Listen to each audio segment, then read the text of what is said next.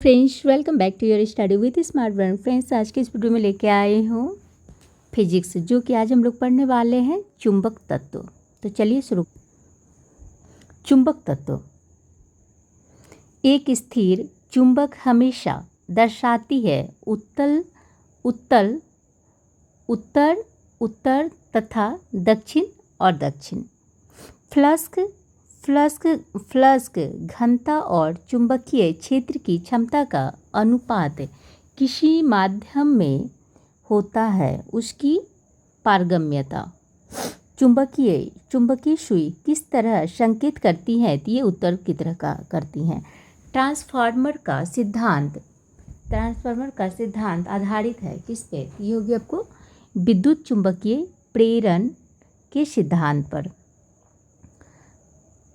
Transformer क्या है? ये है आपको एसी वोल्टता को घटाने और बढ़ाने में प्रयुक्त होता है। विद्युत धारा का चुंबकीय प्रभाव सर्वप्रथम अवलोकित किया गया ओरस्टेड द्वारा। ध्रुवों पर नमन कोण का मान कितना होता है? तो ये होता है आपको 90 डिग्री। मुक्त रूप से लटकी चुंबकीय सुई का अक्षय भौगोलिक अक्षय के साथ कौन बनाता है? तो ये बनाता है आपको 18 डिग्री का कोण बनाता है। मुक्त रूप से निलंबित चुंबकीय सुई किस दिशा में टिकती है? तो ये उत्तर दक्षिण में टिकती है। चुंबकीय कंपास की सुई किस ओर इंगित करती है? तो ये करती है आपको चुंबकीय उत्तर व चुंबकीय दक्षिण की तरफ। चुंबकीय पदार्थों जैसे लोहा, निकेल, कोबाल्ट आदि को आकर्षित करते हैं। वे प्रतिकर्षित भी कर सकते हैं प्रतिचुंबकीय पदार्थ को। विषुवत रेखा पर नति कोण का मान होता है 0 डिग्री। एक समान चुंबकीय क्षेत्र में बल रेखाएं नहीं चाहिए एक दूसरे के समांतर।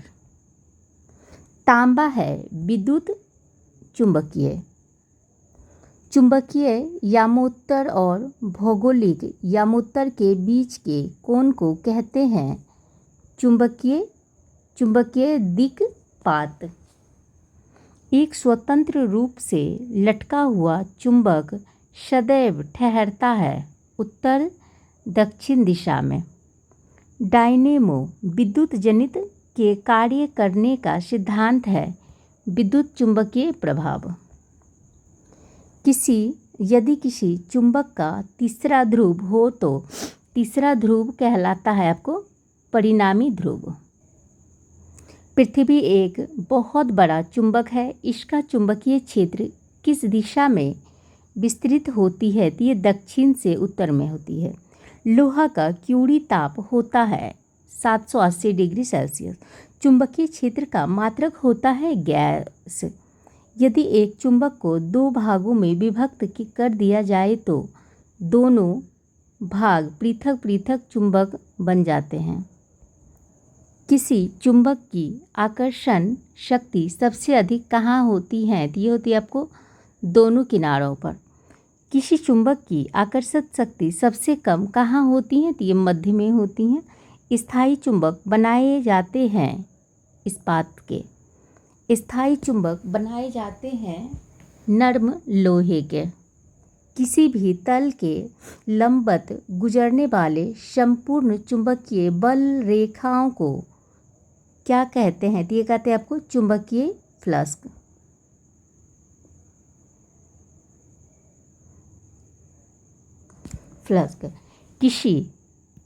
किसी चुंबक का अधिकतम चुंबक तत्व कहाँ होता है? तो ये होता है उसके ध्रुवों पर। चुंबकीय क्षेत्र की तीव्रता का मात्रक क्या होता है? तो ये होता है आपको ampere meter gauss tesla. Tape recorder की टेप किससे लेपित होती है? तो ये होती है आपको फेरोमैग्नेटिक चूर्ण से। स्टील को चुंबकित करना कठिन है, क्यों? उसकी अधिक धारण क्षमता के कारण। अब देखते हैं हम लोग क्या, विद्युत। तांबा मुख्य रूप से विद्युत चालक के लिए प्रयोग किया जाता है क्योंकि इसकी विद्युत प्रतिरोधकता निम्न होती है। शुष्क सेल प्राथमिक सेल है। लोहे के ऊपर जिंक की परत चढ़ाने को क्या कहते हैं? तो ये कहते हैं आपको गैल्वेनाइजेशन। विद्युत उपकरण में अर्थ का उपयोग होता है आपको सुरक्षा के लिए। यदि किसी तार की त्रिज्या आधी कर दी जाए तो उसका प्रतिरोध 16 गुना हो जाएगा।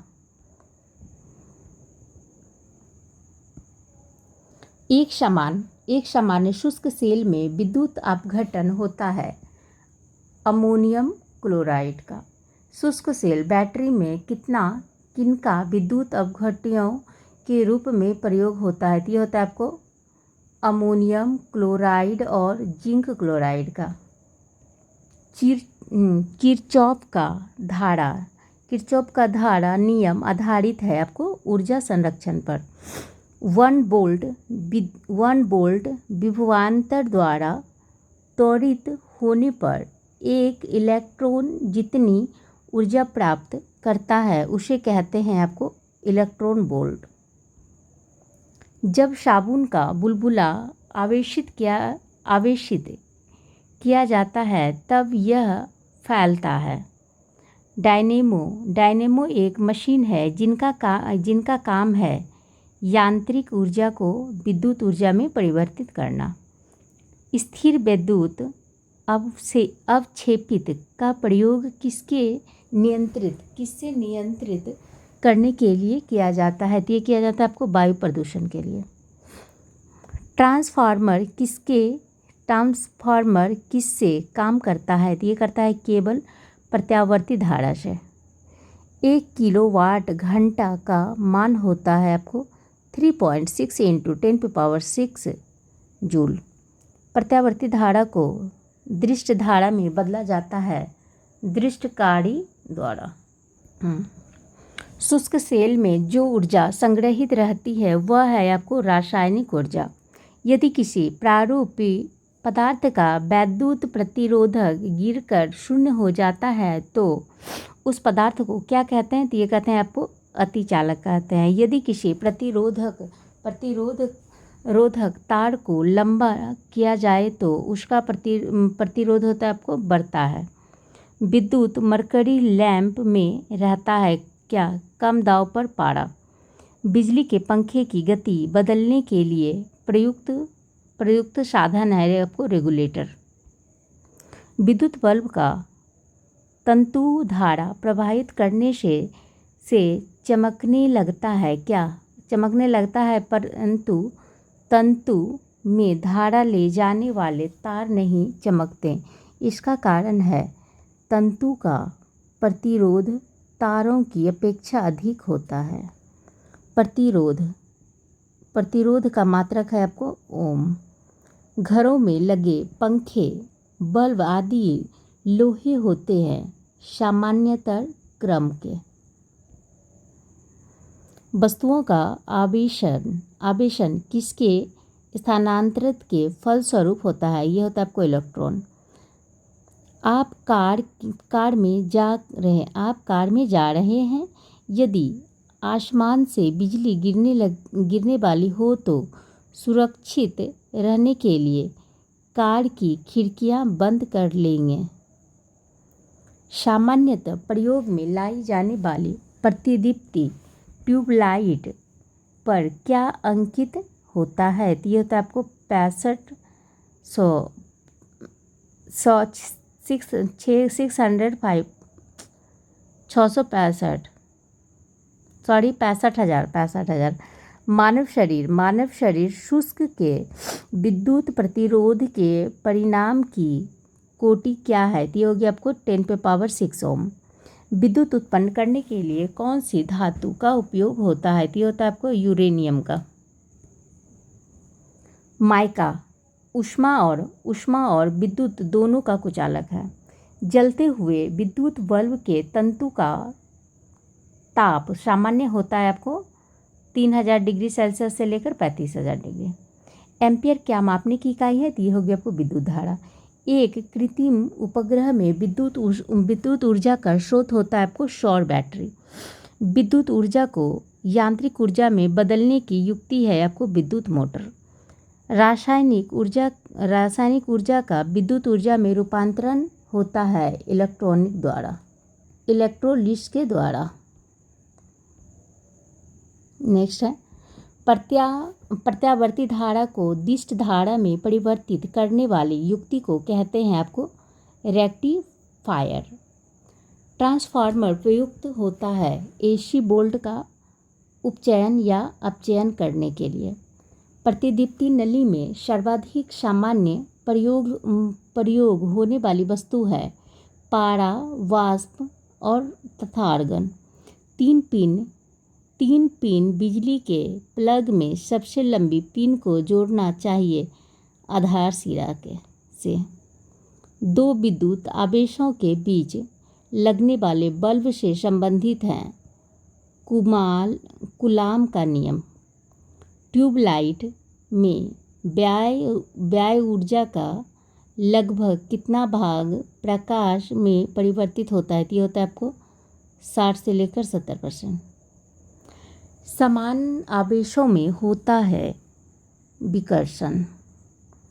त्वरित चालक का आविष्कार किसने किया था? तो ये किया था आपको बेंजामिन फ्रैंकलिन ने। त्वरित चालक बनाए जाते हैं तांबे के।